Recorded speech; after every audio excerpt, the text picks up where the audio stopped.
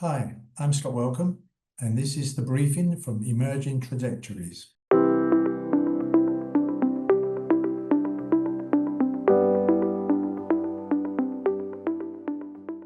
Okay, for people who don't know me, how would you describe what you do?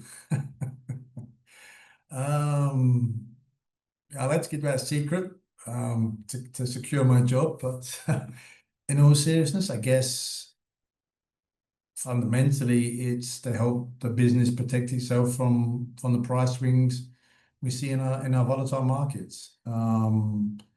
Monitoring supply demand fundamentals, tracking global events, analyzing how these factors like weather affect our business and the commodity prices, because commodity prices is by far our biggest risk to the company. We do this using a whole host of tools: futures, options, swaps, OTC contracts.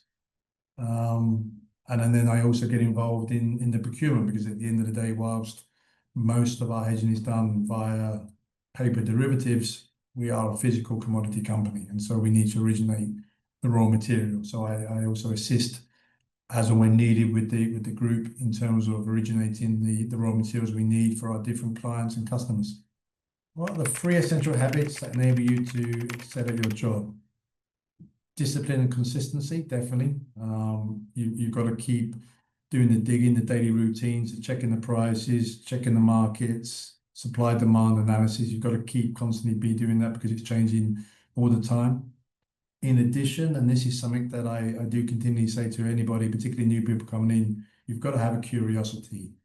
And you've got to have a curiosity to dig beyond the headlines and see the bigger picture. You've got to keep asking questions, the what-if scenarios, getting opinions from different people, questioning your own opinions and judgments. So if you don't have curiosity, I think you won't enjoy this job, and you probably won't last long at it. What's the one part of your workflow that no one sees but is essential to what you do?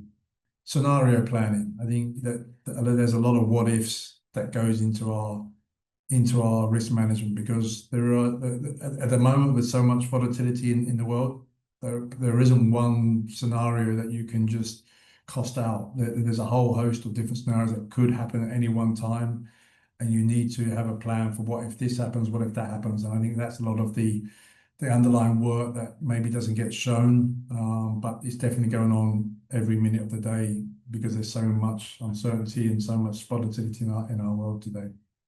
I just marked 38 years in the grains industry. What's stayed the same, what's changed, and how we approach grain risk management. The core exposure to price volatility is the same. It's still mostly driven by supply-demand fundamentals, so weather, yields, trade flows, that sort of thing. So that hasn't changed, and I don't suspect that will change when you're talking about a commodity that's grown in the ground. Definitely relationships. I still believe, even today, with all the technology we have, your relationships you have with your peers, with your colleagues, with the other players in the market hasn't changed and won't change. You will still need that information flow. What's changed? Definitely technology and the speed of the information you have. I mean, when I started, we basically got information on the markets via telex, via fax, via phone call, and it wasn't every second, every minute inundated with data, social media, those sort of things. So that's probably by far the biggest change. Globalization, I could argue, has changed, although there's a possibility of the answer that we've reached our peak, or had our peak of globalization, and we might be entering into a more return to sort of regionalization or even localization, but that has changed over the 30 odd years. The last few years, the sort of sustainability and the ESG considerations that we have to take into account when we risk manage. So I think they are sort of in order of importance to the biggest changes I've seen over the last 38 years. What's one of commodity risk management that must be handled by human, no matter how advanced AI becomes? When it comes to making a final judgment call, I think that will remain a human part of it. And also, at the end of the day, as a human being, I also face the responsibility of my decisions and strategies, and I don't know whether AI at this moment can take the responsibility for it. There's constant noise, fuel prices, policy changes, and geopolitical shocks. Tell me about a time when something cut through and you just knew that one matters.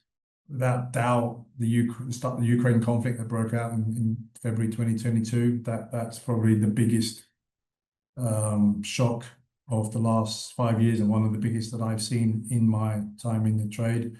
And we knew straight away that once the missiles went, that was going to be a big game changer, not just in the short term, but for the foreseeable future, given the function that Russia and Ukraine has in the grain markets. So that was a big one that we got on top of pretty quick because we knew it was going to affect us in Europe, both in terms of raw material prices and energy.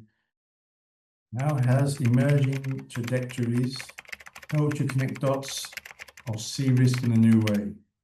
I guess to coin a phrase that I saw, it takes the noise and makes it into clarity. So from noise to clarity, I would say is what emerging trajectory does for us.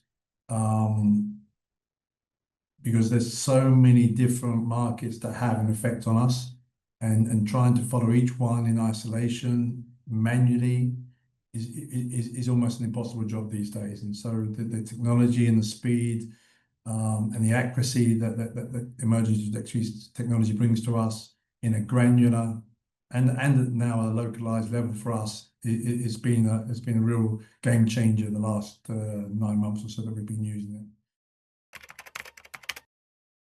And thanks for joining me for the briefing by Emerging Trajectories.